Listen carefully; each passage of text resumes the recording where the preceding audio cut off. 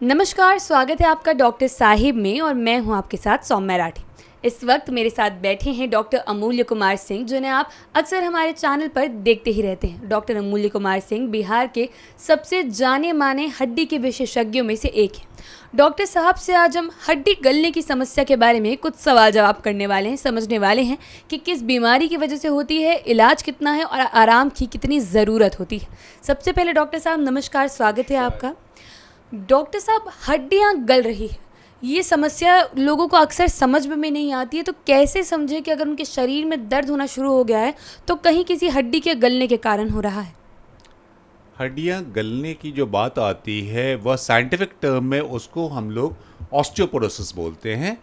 इसका मतलब है कि आपकी जो हड्डियों की शक्ति है वह धीरे धीरे खत्म होते जा रही है, क्षय होते जा रही है और हड्डियां कमज़ोर होते जा रही हैं। देखा गया है कि महिलाओं में यह प्रॉब्लम ज़्यादा होता है। मासिक धर्म जब बंद हो जाता है तो उसके बाद हड्डियों के कमज़ोर होने की जो प्रक्रिया है वह और ज़्यादा बढ़ जाती है मर्दों की तुलना में।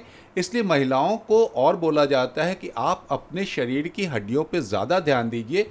हड्डियाँ कमज़ोर होंगी तो हल्के से भी झटके पे हड्डियाँ दब जाती हैं। जैसे कि हम लोग अपने बिहार के सड़कों पे देखते थे या देखते हैं कि अगर वो महिला जा रही है, हल्का सा झटका पड़ा बस में, उसके पीठ की हड्डी टूट गई, यह ऑस्टियोपोरोसिस है। उसके बाद बहुत तेज दर्द होती है, चलना फिरना दूभर हो जाता है। इसलिए ध्यान देने की बात है, अगर हड्डियां कमज़ोर हैं, जो गलने की बात आ रही है, तो शुरू से अगर उसमें इलाज किया जाए तो नियंत्रण में किया जा सकता है। जी डॉक्टर साहब, ये लक्षण कैसे पहचान में आएंगे कि हड्डी गल रही है? हड्डियों गलने की जो बात आती है, सबसे पहले शुरुआत से ही माना जाए कि वह मांसपेशियों और पूरे शरीर में दर्द, हल्का हल्का मीठा मीठा जिसको दर्द बोलते हैं, वह दर्द होते रहता है। और अगर आप थोड़ा सा ज़्यादा काम करते हैं तो दर्द और ज़्यादा बढ़ जाता है।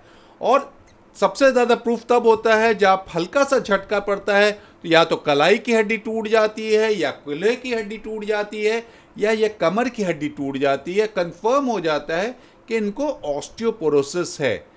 तो अगर आपके शरीर में ऐंठन वाला दर्द हो रहा है तो मान के चलिए कि शायद आप ऑस्टियोपोरोसिस की तरफ बढ़ रहे हैं। हो सकता है पूरी तरह से ऑस्टियोपोरोसिस नहीं हुआ, ऑस्टियोपीनिया हुआ हो, तो शुरू में ही उस समय उसका इलाज करना बहुत ज़रूरी है।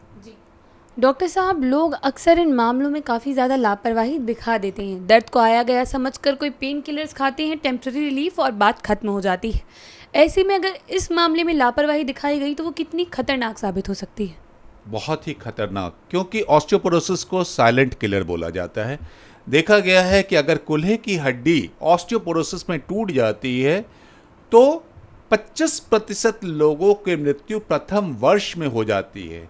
वैसे मर्द या औरत जो कि शायद 10-15 साल जिंदा और रहते, फ्रैक्चर हुआ उसके बाद उनकी शरीर की संरचना इतनी ज़्यादा परेशान हो जाती है कि वह धीरे धीरे करके उनकी मृत्यु की तरफ उनकी शरीर चली जाती है। इसलिए इसको साइलेंट किलर बोला जाता है। इसलिए बचाव करना बहुत ज़रूरी है। आप बचाव कीजिएगा तो हड्डियों को मजबूत रहिएगा, आपकी हड्डियां नहीं टूटेंगी और आप संसार में सारा काम अच्छे से कर पाइएगा।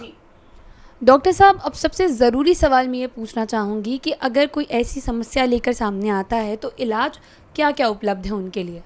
सबसे ज़रूरी होती है कि पहले तो पहचान लेना, जो कि एक चिकित्सक का कर्तव्य है कि मरीज जब बता रहा है, वो अपने बीमारी के बारे में जब बताने लगता है उसे पता चल जाता है, और उसको एग्जामिन किया जाए तब पता चल सकता है। नहीं तो आप उसकी जांच करा के, या तो डेक्सा उसको बोलते हैं, डेक्सा जांच करा लीजिए, या अल्ट्रासाउंड से स्क्रीनिंग करा लीजिए तो पता चल जाएगा।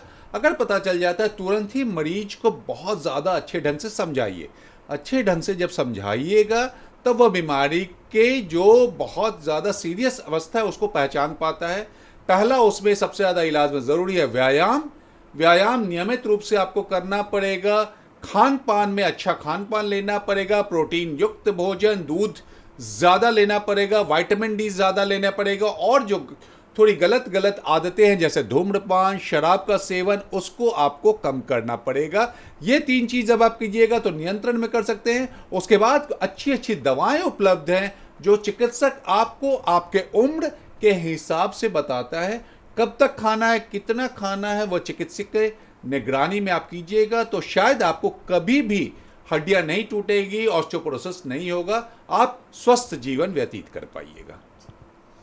उम्मीद करती हूँ कि डॉक्टर साहब की बताई गई सारी बातें आपने ठीक तरीके से सुनी और समझी होंगी। इसी के साथ बहुत जल्द मुलाकात होगी डॉक्टर साहिब के अगले एपिसोड में। तब तक के लिए अगर वीडियो को फेसबुक पर देख रहे हैं तो पेज को लाइक और शेयर करें, यूट्यूब पर देख रहे हैं तो चैनल को सब्सक्राइब करें। कमेंट सेक्शन में आकर आप हमें ये भी बता सकते हैं कि डॉक्टर साहिब से आपके क्या सवाल हैं। अगर आप चाहें तो अपनी समस्या हमें मेल पर भी भेज सकते हैं। धन्यवाद।